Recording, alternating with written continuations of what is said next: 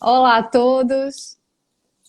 Olá, eu sou Caio Magno. Olá, e agora começamos mais um encontro do nosso Mindful Check. E nós vamos novamente responder perguntas. Para quem ainda não enviou sua pergunta, envie aqui para o mindfulcheck@gmail.com ou nos nossos Instagrams, para que vocês possam interagir mais com a gente. E a gente vai começar já com uma pergunta muito interessante que rende aqui muita conversa, né, Caio?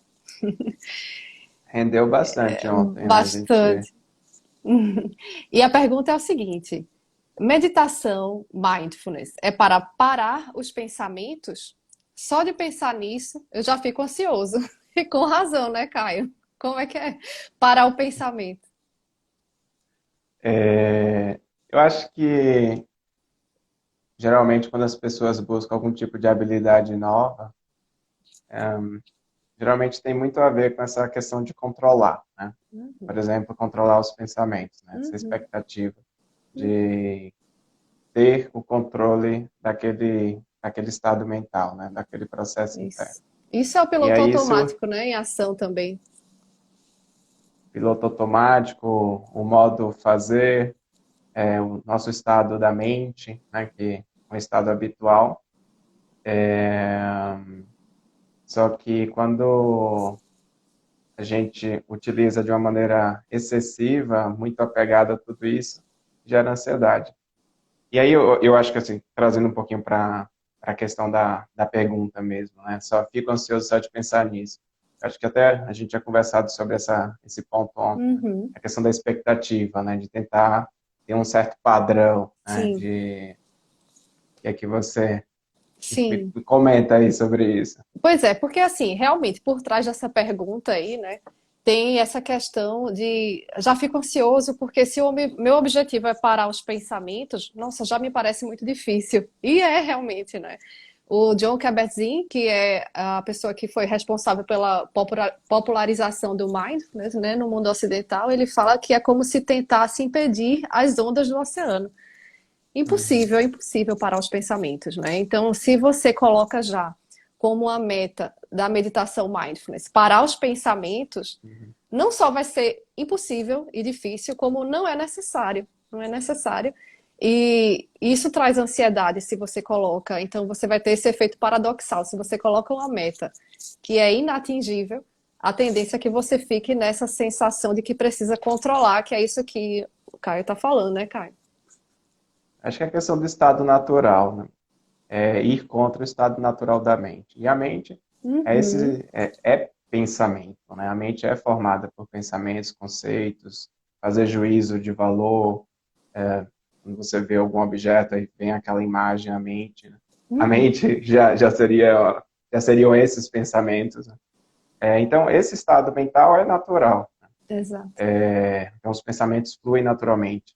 Chamamos até de pensamentos automáticos, ou às vezes Uhum, pensamentos inconscientes, né? Diferente de pensamentos conscientes, quando tomamos consciência ou prestamos atenção neles, né? Mas é um estado natural, não tem como parar um isso, estado natural. Eu acho que exatamente. tem várias formas de a gente imaginar isso, né? O que é que Sim, você acha sim. daquelas metáforas? Pois é, as metáforas elas ajudam a oferecer esse novo ângulo, né, para entender melhor aquilo que parece muito abstrato, talvez que torne mais palpável, mais concreto. É como se a gente desenhasse uma ideia, né? Aí fica mais fácil de entender.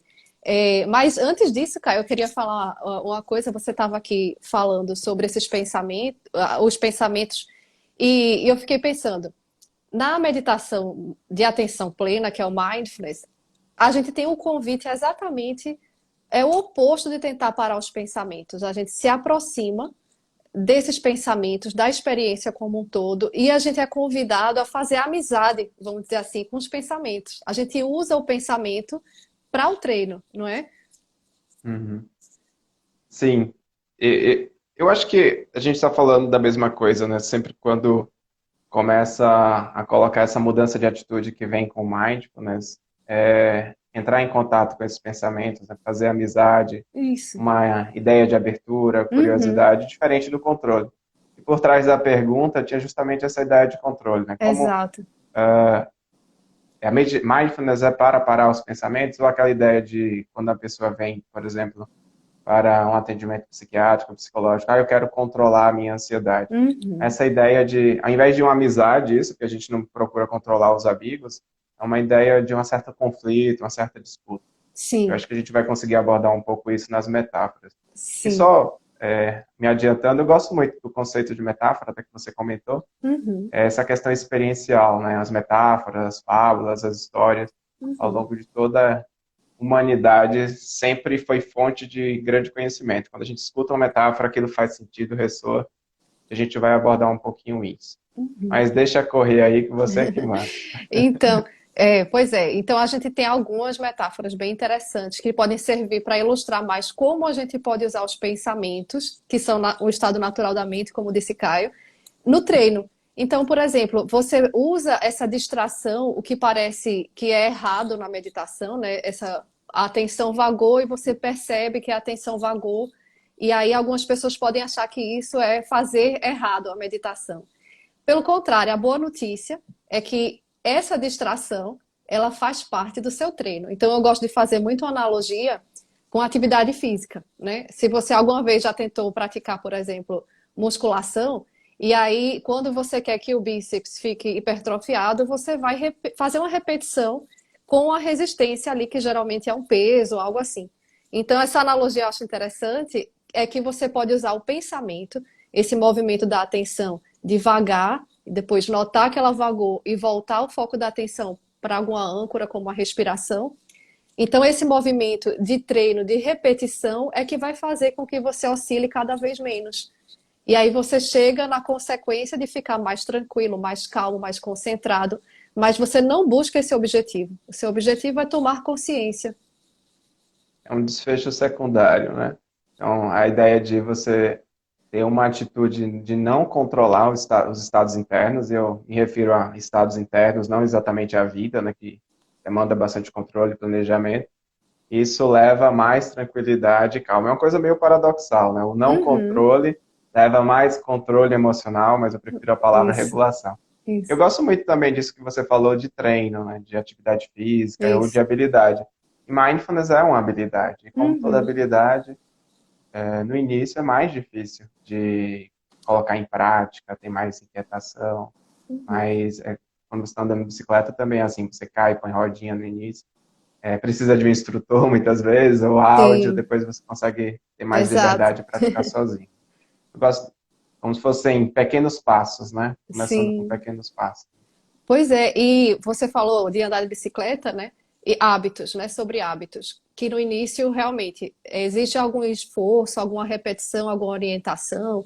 Então é por isso que a maioria das pessoas preferem começar com áudio guia, as meditações, com grupo, com instrução, né? Mas depois que aquilo vira um hábito, né, Caio? E a gente tem algum vacilo, porque às vezes acontece, né? A gente às vezes deixa de praticar por algum período, por algum dia. E a gente passa a ficar mais sensível a isso, né? Igual atividade física, você que é acostumado a fazer, de repente para, como é que o corpo fica? Pede, né? Ele sente falta. Não sei se você Mas tem experimenta um isso também. experimento, Assim. experimento. Tem as recaídas, e até quando o pessoal estuda mindfulness, também considera as recaídas. Eu me Uhum, recordo até de um dado que diz que é um terço, um terço e um terço. Um terço das pessoas que começam, participam de um grupo de 8 semanas ou 6 semanas, acaba continuando depois praticando, né? uhum. Um terço pratica de vez em quando e um terço deixa de praticar, né? Então Sim. também tem Nossa, muito. estatística para isso. Sim, isso é muito verdade. E não tem problema, não tem certo nem errado, né, Caio? Porque a gente sabe que às vezes aquilo é só uma semente que vai germinar no futuro. Né? Para mim mesmo, meu primeiro curso de 8 semanas foi quando eu tô Caio, em 2017. Eita, que todo episódio tem uma propaganda desse Pois curso aí. Tô é, ficando olha só. Mas realmente foi a semente ali, né? Eu gostei muito. Eu já conhecia, mas comecei a praticar com mais afinco. Mas eu só fui me aprofundar mesmo e fazer sentido total, como é hoje na minha vida, ter uma regularidade, um hábito mesmo, depois de alguns anos. Então, isso é por isso que não tem certo nem errado, nem essa de se comparar, que fulano evolui mais do que eu, tal, porque é um processo mesmo, né? Cada um tem o seu processo. E E é um até. fluir, né? Uhum, Desculpe. sim, E é um fluir, né? Um fluir natural também. Às vezes tem momentos em que a gente desanda, né? Como a mente, né? Que divaga, aí você toma consciência de que aquilo era importante, de que traz mais serenidade, dá mais foco à vida, mais consciência e retorna. sim. Mas E isso não quis traz. interromper a sua linha. Nada. E olha, isso traz essa sensação de que um dia vai ser um consenso de que a meditação, o mindfulness, ela é benéfica para a sua saúde mental. Assim como hoje é consenso que a atividade física é benéfica para a saúde do corpo. Né? Então a gente não precisa mais desmistificar nada, nem discutir. Por mais que você opte por ser sedentário, você sabe que a atividade física faz bem para o corpo. Então é assim, é um anseio até chegar nesse dia, né, Caio? Para gente que já sabe o benefício que É. é. Eu até recebi de uma seguidora, né, que está em um congresso lá nos Estados Unidos, ela mandou uma foto das 10 regras do Kobe Bryant, né, Isso, jogador de basquete. Até mandei para você, sim, um lembra? grande atleta É, de alta performance, né? é. Destaque no basquete mundial. E uma das regrinhas dele é praticar mindfulness, né? É, Então, eu acho que a sua expectativa, pelo menos para algumas pessoas, já está se tornando realidade, já é nessa coisa realidade. de colocar como algo essencial, né? E algumas escolas, se não me engano, norte-americanas também já colocam no currículo práticas de mindfulness para as crianças. Nossa, maravilhoso. Então, a Espanha também, acredito. E não só essencial, ele coloca como algo óbvio, né? Porque, assim, dentre as regras é melhorar a cada dia, aprender de perdas e ganhos e praticar mindfulness. Super natural, assim, né? Então, realmente é um estímulo muito grande para quem é entusiasta, assim, porque, na verdade, basta você começar a experimentar os benefícios dessa prática que você vai querer brilhar isso para outras pessoas, né? E o Kobe Bryant aí é um grande representante, então. Né? É isso, Caio. Olha, então eu acho que continuando nessa conversa aqui sobre o que é mindfulness, porque faz parte da definição, a outra pergunta ela vem bem a calhar. E é o seguinte: já ouvi falar que a mente é como uma correnteza de rio e os pensamentos folhas secas. Não entendi bem. Pode explicar? Você vai comentar, eu comento. Bom, e aí esse é o nosso gancho, né, para falar das metáforas que a gente já estava coçando aqui para falar, porque Sim. realmente é muito útil quando a gente fala das metáforas. E essa metáfora do rio e da correnteza com as folhas secas é uma das metáforas que a gente pode explicar aqui, né, Caio? É. Eu acho que a ideia é, a gente pode criar até as próprias metáforas. A Sim. ideia é entender quais são os elementos dela. Eu acho que a gente vai conseguir discutir um pouco, porque são várias metáforas. Vamos começar Na, por essa do rio da correnteza, já que é a da pergunta, para tentar esclarecer um pouquinho. então, a ideia, e é uma metáfora que entra também em um tipo de prática, que é a prática de mindfulness dos pensamentos. Hum. E reconhecer os pensamentos é como Como eventos pensamentos como se mentais.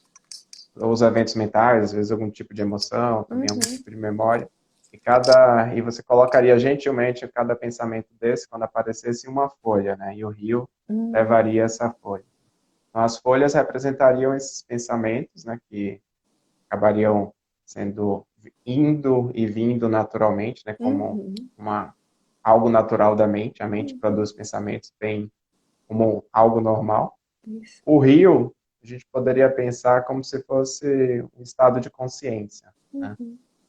Ou, ou a pessoa também, a gente poderia pensar de algumas formas. O rio como estado de consciência, né, por onde esses pensamentos, né, fluem, ou a própria observação, né, uma Uhum. pessoa, um observador da margem, né, Isso. observa aquelas folhas ou toras de madeira, né, Em vez de ou embarcar no rio, barris, né, ou em barris vez, seguindo. em vez de embarcar ali no rio e com aquelas folhas, com aqueles pensamentos, você fica à margem observando aqueles eventos mentais, aquelas folhas que vêm e vão, né? Eu acho que mais O ou estado de menos consciência viria dali da margem, ou a gente poderia pensar o estado de isso. consciência como o rio, né, que engloba esses pensamentos, né, mas Uhum. com um certo distanciamento. Isso, eu acho que esse mesmo conceito do eu observador, né, que a gente tenta trazer aqui, É aquela metáfora das nuvens no céu, que eu acho que essa é bem famosa, né? Que você imagina que a mente é um céu azul, imutável, limpo, mas que às vezes fica inundado de nuvens, nuvens, e às vezes você não consegue nem ver o céu atrás e só vê as nuvens escuras e aquele céu nublado. Às vezes as nuvens são mais esparsas e são mais fofinhas, felpudas, enfim. Essa também é uma forma de imaginar a mente como permitindo que os pensamentos venham e vão, e que você fique nesse estado de observador. Eu acho que tem outras metáforas também com a mesma. E, e essa ideia do não controle, né? Ou da Uhum, coisa natural, de as nuvens vão continuar aparecendo e passando, né? uhum. As folhas vão continuar.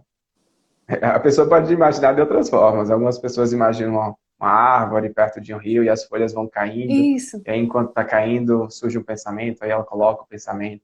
Ou nem imaginam isso, né? Mas o pensamento na forma de uma folha que já vai sendo levado, né? Eu acho que a ideia é mesmo de algo que flui naturalmente, sem o nosso controle, e, e a gente pode deixar que isso caminhe também naturalmente, né? E vem aquele conceito que a gente talvez aborde de impermanência.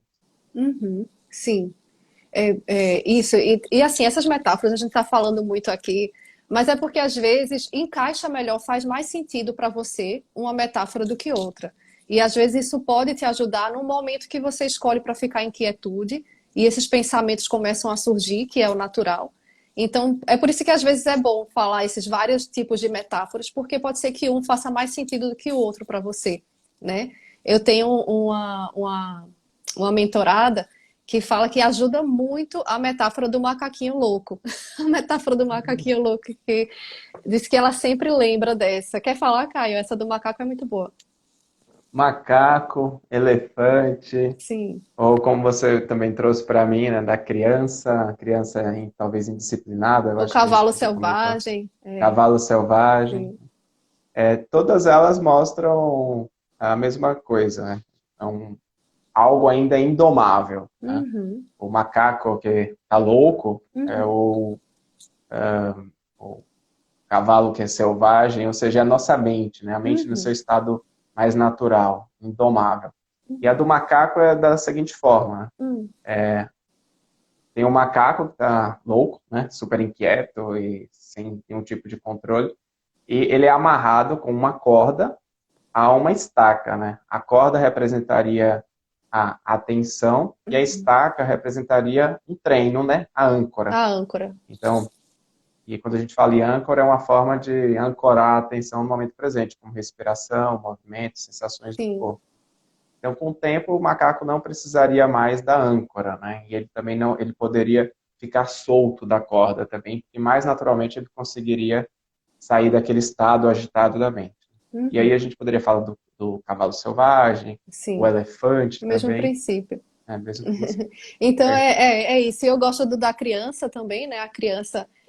Porque a natureza da criança, você não espera que uma criança fique parada, do mesmo jeito que você não espera que a mente vai parar os pensamentos. Então a criança ela está sempre a se movimentar, curiosa e busca alguma coisa sempre. E aí você só orienta essa criança sem julgar, sem criticar, sem ser ríspida. Então não seja ríspido consigo mesmo, tenha gentileza consigo mesmo e com a sua natureza errante da mente, que é o normal.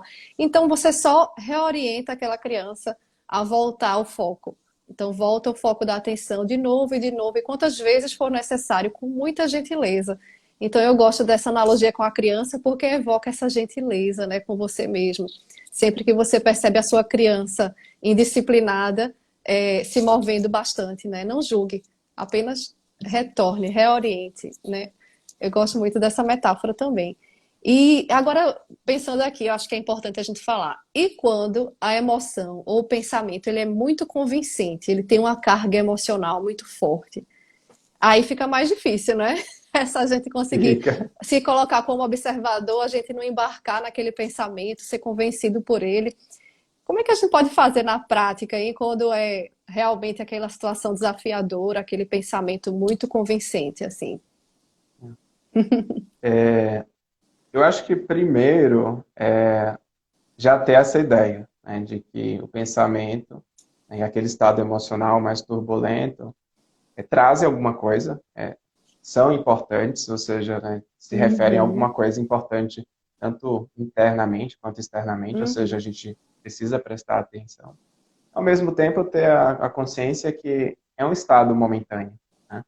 De que, da mesma forma que nessas metáforas se ilustra isso, esse movimento natural, os pensamentos e emoções vêm mais naturalmente e eles fluem naturalmente. E aí eu gosto muito da metáfora do tempo, como as uhum. emoções e Ah, como os sim, pensamentos difíceis. O verdade. tempo climático, que eu quero dizer. Às Uhum, vezes está frio, às vezes está mais quente. Então, eu particularmente prefiro quando o tempo está mais ameno. Mas uhum. quando está frio, quando vai chegar uma frente fria, acho não, vai chegar uma frente fria hoje, aqui vai esfriar de novo. Não gosto, né? Porque lá em casa fica bem frio. Mas o que é que adianta, né? Eu não gosto desse tempo frio, Não vai mas eu controlar. não vou controlar e eu ficar brigando com ele ou brigando Isso. internamente com aquele Muito diálogo bom. interno não vai me ajudar em nada. Então eu gosto muito disso, porque a gente não vai ficar brigando, é muito óbvio, a metáfora como ensina, é muito óbvio que eu não vou ficar brigando porque tá frio. Não, vou só tomar um cafezinho, aproveitar, às vezes dá para comer uma pizza, tomar um vinho à noite, até aproveitar o frio, né? É, Ou às vezes não, deixa de fazer sim. algumas coisas, mas Sim, pois é, você pode também notar a sua experiência como desagradável, sem tentar fugir, né? Porque quanto mais a gente tenta achar que pode resolver na mente, ruminando uma solução, ou tentando buscar uma solução para algo que não está no seu controle, aquilo se torna areia movediça, né, Caio? Que é mais uma metáfora legal para a gente lembrar aqui. eita. Ah, eu queria falar da areia Ai, movediça, mas fala. antes eu queria falar que você levantou a bola para mim, aí eu vou cortar. A questão de ferramentas para a gente lidar com essas turbulências. E Sim. estava comentando justamente do próprio conceito. Se você tem esse conceito, é mais fácil ficar presente, mas só saber que uma coisa existe não é suficiente, demanda uma certa habilidade. Uhum. E existem algumas práticas que são voltadas para situações difíceis, como Sim. emoções difíceis, Uhum. pensamentos difíceis, e uma que você gosta muito, né? Que até foi foco da Sim. nossa última conversa, que é Isso. a meditação dos 3 passos. Sim. E acho que eu até vou deixar, porque você gosta muito Sim, dessa ela não prática é. aí, Não por né? acaso é a primeira prática que nós E aí eu postamos. falo da outra metáfora lá, da areia movediça. Sim, pois então essa prática, a prática do espaço para respirar de 3 etapas, que não por acaso é a que a gente postou primeiro aqui como uma meditação separada, porque ela realmente ela é muito útil nessas situações de emoções intensas, porque ela convida a se aproximar da experiência, anotando os pensamentos, as emoções, as sensações no corpo. Depois você foca a atenção na respiração. Quem quiser saber mais, escuta lá o nosso episódio anterior e também a própria prática que já está lá. Mas então, eu vou acrescentar aqui mais uma metáfora que eu lembrei agora, antes de você falar Só da desculpe, área só movediça. fazer um breve comentário. Sim. Eu acho que essa questão da meditação dos 3 passos Uhum. embute a questão da âncora, né? Usar o corpo como uma âncora, e o corpo é a âncora mais presente, firme Uhum. e mais fácil Sim. de tomar consciência para lidar com um evento difícil. Então, se tem Isso. aquela turbulência, a gente volta para o corpo, né? Reconhece como está se sentindo, que Isso. tipo de emoção está surgindo, como o corpo está, e aquilo Uhum. serve de âncora, que é a ideia da estaca, né? A gente finca Isso. uma estaca no chão, né? E Uhum. passa por aquela turbulência, espera aquela turbulência passar, mas não indiferente, né? Se Uhum. enriquecendo com aquela experiência. Eu só queria Nossa. fazer esse Não, comentário da âncora, o corpo é uma âncora. isso é muito bom porque muitas pessoas fazem isso instintivamente. Às vezes, quando sente a cabeça muito agitada, eu vou fazer uma caminhada. E às vezes essa é uma forma também de, naquela caminhada, naquele movimento, você pode também praticar atenção plena nesse momento. E aí esse seu espaço para respirar vai ficar muito mais rico quando você consegue focar a atenção ali no corpo, na sua experiência, quais são as sensações no corpo que essa experiência traz. Então, isso dá um espaço para respirar, dá essa possibilidade de assumir esse local de observador, né? E aí você vai decidir se você vai reagir ou não, se você, como é que você vai responder de uma forma mais sábia, de uma forma mais serena e que vai te trazer mais benefícios, né? Isso é uma prática muito importante. Ou Mas seja, eu não sei, só você queria concluir? Eu queria fazer um pode comentário falar, sobre sim, isso. sim. Né? E isso não tem nada a ver com passividade, né, Gabi? Que é muito Sim. comum a pessoa imaginar que, mas eu Uhum. vou ficar só olhando, né? É. Não. A ideia não é olhar, a ideia é tomar Tomar consciência do que consciência. está acontecendo. E se você toma consciência, é muito mais fácil, ao invés de reagir, né, de Isso, maneira automática, inconsciente, exato. tomar uma atitude que tem muito mais a ver com um Isso. desejo mais profundo, uma qualidade sua, uma Uhum. intencionalidade, né? Ah, Acho que esse é o ponto. isso é libertador, né, Caio? Isso aí Né? é transformador. Olha, não é sempre que a gente consegue ter É. tomar essa consciência num momento difícil, mas quando acontece, é realmente libertador. A gente quer mais disso. É por isso que a gente está aqui nesse propósito de expandir isso para mais pessoas, porque realmente é libertador, né? É uma E prática entre nós dois, né? Não é uma coisa assim que a gente está passando para o outro. A gente está praticando, usa todos esses recursos com o objetivo também de se apropriar mais da vida, tomar consciência. uhum, isso, mas eu acho que vale a pena, hein? A areia movediça, Caio, eu acho que você explica melhor, né, essa metáfora da mente. Ah, eu gosto dela, porque envolve não só a questão da essa coisa do não controle, mas como a atitude, né? Então, essas outras metáforas que a gente trouxe tem mais a ver com o estado mais bruto da mente e essa atitude gentil. E a Daria Movediça é da seguinte forma, né? Eu gosto muito, eu acho que aqui no Brasil o pessoal não empatiza muito com essa coisa de areia movediça, é uma coisa mais norte-americana, de filme de cowboy. No Sim. Brasil eu gosto mais da questão de aprender a nadar ou não. Quando a pessoa não sabe nadar, até Uhum. você comentou, né? Que tinha um conhecido aí que fica Sim, desesperado quando estava no rasinho. Se a pessoa está no rasinho lá, e não sabe nadar, ela fica desesperada. E é sim, capaz de a se pessoa se afogar debatendo. até no raso, né? Fica se É. debatendo, né? E é isso que costuma acontecer quando surge um evento difícil, alguma situação desafiadora. A gente fica lutando, entrando em conflito com aquele Uhum. estado interno. Não estou dizendo que a gente não vai reagir àquilo, mas lutando com aquela angústia, tentando se Uhum. afastar dela, tentando Uhum. resolver de alguma forma, tentando gerar algum tipo de sentido para fugir daquele estado. E gera um Uhum. conflito, uma batalha muito grande, como se tivesse uma guerra. E Uhum. é isso, quando a gente está na água e não sabe nadar, não tem esse tipo de habilidade, a gente se debate. E o resultado é se afogar ou na areia movediça, quando a pessoa cai, ela também tenta sair de qualquer jeito e começa a afundar. Né? E o Uhum. reconhecimento com o tempo é que você tem que parar de entrar em conflito, sair Uhum. dessa guerra Isso. interna. É a guerra interna da qual eu estou falando. E Uhum. aí a pessoa aprende que quando para, né, de se debater, ela boia, aprende a boiar. E boiar significa entrar em contato com aquela experiência, sem querer mudar, sem querer controlar o estado interno.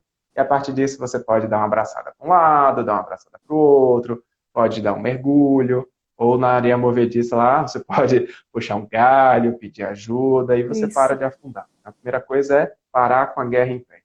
Uhum. Acho Muito bom. muito boa essa. Isso é muito boa essa metáfora para mostrar que tem uma outra forma de se relacionar com pensamentos de carga emocional muito forte, né? A outra tem uma outra metáfora só para terminar aqui, porque olha, isso aqui rende, viu, conversa, mas a cachoeira, né? Como se aquele pensamento, aquela emoção, aquela carga emocional muito forte tivesse a força de uma cachoeira, muito forte que facilmente te leva para longe, te arrasta para longe do momento presente. E aí você começa ali a viajar em pensamentos de ruminação, de tentando resolver aquele problema que provavelmente não está no seu controle.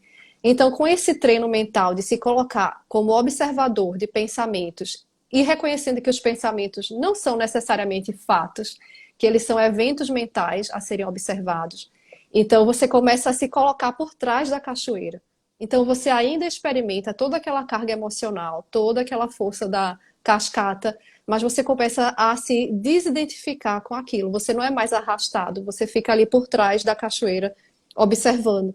E aí você tem mais possibilidades de respostas, né? Isso aqui é o libertador. E assim, é muito bonito a gente falar aqui, né, Caio? Agora, viver isso requer muita disponibilidade, muito treino. Então, Treino. é. Então é isso. Tem mais alguma metáfora aí que vale a pena a gente falar? Eu sei que Eu acho tem, que eu mas... Eu acho que eu só vou fazer o adendo aí em relação a essa metáfora da cachoeira. E as outras parecidas seriam a tempestade, né? A Uhum, tempestade que vem forte, cheia de vento, raio. E aí o que é que sobrevive à tempestade, né? O que é flexível, né? Então você uhum, tem aquele sim, capim, né? Aquela haste flexível, o vento vem, leva, e ele se dobra diante da tempestade, né? Já uma árvore muito grande, o que pode acontecer muitas vezes é o vento levar, um raio vai lá e Sim, destrói, né? E, então arranca, né? Quebra ao meio. quebra o Essa meio. coisa de você ter essa flexibilidade, né? Se dobrar aquela experiência, reconhecer, né? Estar presente com aquilo. A outra Sim. também é a onda, né? Quando eu estava me aventurando em surfar, eu me dei conta disso, né? Quando você está começando a surfar, não vai bater de cara com a onda, você passa por baixo dela, mas Olha, muito até boa. aprender a gente se arrebenta. Então Muito você não vai boa. bater de frente com a onda vem, você pode mergulhar, ela Sim. vai passar. Então os eventos mentais também vêm e vão, né? Então a gente não precisa entrar em guerra com eles. A gente age diante da realidade, né, do que está acontecendo. Sim, é muito boa essa analogia que você fez com a onda e me lembrou muito o John Kabat-Zinn, ele gosta muito dessa metáfora de ondas no oceano, né? Para falar que às vezes a superfície ali ela fica turbulenta dependendo da condição climática. Então, dependendo do seu estado de espírito, você pode achar que você é aquela superfície ali turbulenta. Mas se você consegue praticar alguma dessas técnicas que a gente propõe aqui, de tomar um espaço para respirar, de ficar como eu observador, você começa a aprofundar ali naquela parte da mente que está mais quieta e você consegue contemplar ali nas profundezas do oceano aquela vastidão, aquela quietude que é imutável e que está sempre ali acessível, né? Mas assim, não é fácil, né, Caia? Por isso que a gente está aqui falando Aqui, disso. a gente está aqui praticando, estudando. É isso. E aqui é a coisa do lago também, né? Do lodo, né?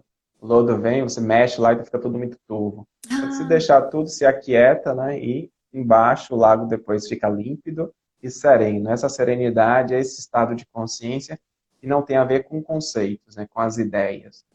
E as ideias vão surgindo, vêm e vão, são impermanentes, estados mentais, como o lodo, que se hum, espalha e depois fica tudo límpido de novo, né? E muito essa é a bom. serenidade. Gosto muito. Ah, muito boa essa. Nossa. Se você não for colocar aquela questão do pensamento, eu vou. Vai, já está Não sei colocado. se você gostaria. É, acho que Hum, a gente tinha proposto 30 minutos, mas deixou um pouco mais livre, porque às vezes tem mais vamos conteúdo. fluir, vamos fluir. Também cada pessoa pega o conteúdo que acha mais interessante, né? A questão do pensamento. Ah, mas meu pensamento é verdadeiro.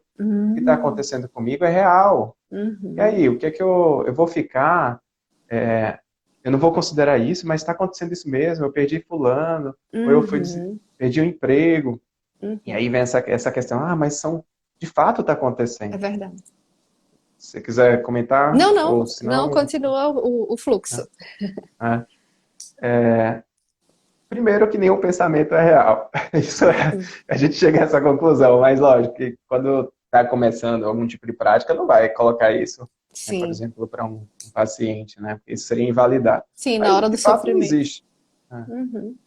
Não é real, né? Nada disso, nenhum pensamento é real, né? O pensamento é uma impressão do que a gente está tentando abarcar na realidade, né? A Sim, gente fecha os olhos, deixa de enxergar tudo, né? Então, deixou de ser real aquilo ou não? Então, o que é real? Com os olhos abertos, com os olhos uhum. fechados, Isso. escutando, não escutando, né? É, Então, um pensamento também é um evento que surge, mas também não é uma coisa real, né? Caio, eu acho que. Pode falar. Não, pode comentar. Isso que você está falando é muito importante. E me lembrou mais uma metáfora aqui para ilustrar, já que a nossa proposta hoje é desenhar a ideia abstrata para ficar mais palpável. A metáfora das duas flechas, né? Essa primeira flecha é o sofrimento inevitável. É aquele primeiro sofrimento. Então, a situação que, nossa, parece muito. Realmente aconteceu. Alguém morreu, eu perdi meu emprego. Isso aqui é muito real para mim. Então, como é que eu fujo disso? Quando você cai nessa ideia de como é que eu saio disso, e aí você começa a tentar procurar soluções para aquilo que não tem uma solução tão simples ou que não está no seu controle, você cai nesse piloto automático de pensamentos autodestrutivos, que são a segunda flecha. A segunda flecha é esse sofrimento que muitos livros chamam de um sofrimento secundário, um sofrimento adventício. E esse sim pode ser evitado. Né? Você recebeu a primeira flecha e aquilo realmente você sentiu foi sofrido, foi um desconforto. Mas a segunda flecha, que são esses pensamentos que a gente acrescenta, essas especulações, o que vai ser de mim, ah, eu sou inútil, eu não vou conseguir mais outro amor na minha vida, mais outro emprego como esse. E todo esse sofrimento adicional que a gente coloca, esse sim é o sofrimento que pode ser evitado com o treino da mente, né?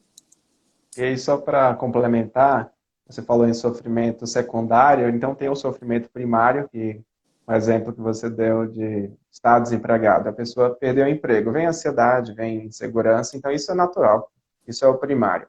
Aí o que a gente faz com isso seria o secundário. Então, qualquer tipo de habilidade, seja de psicologia ou habilidade eh, emocional, as habilidades de mindfulness, tem um objetivo de lidar com o sofrimento secundário, né? E não acabar com o sofrimento primário. Porque o Uhum, sofrimento primário, alguns chamam até de dor, né? Que dor a gente não controla, e o sofrimento a gente colocaria como sofrimento secundário, o sofrimento faz parte, é inerente da vida.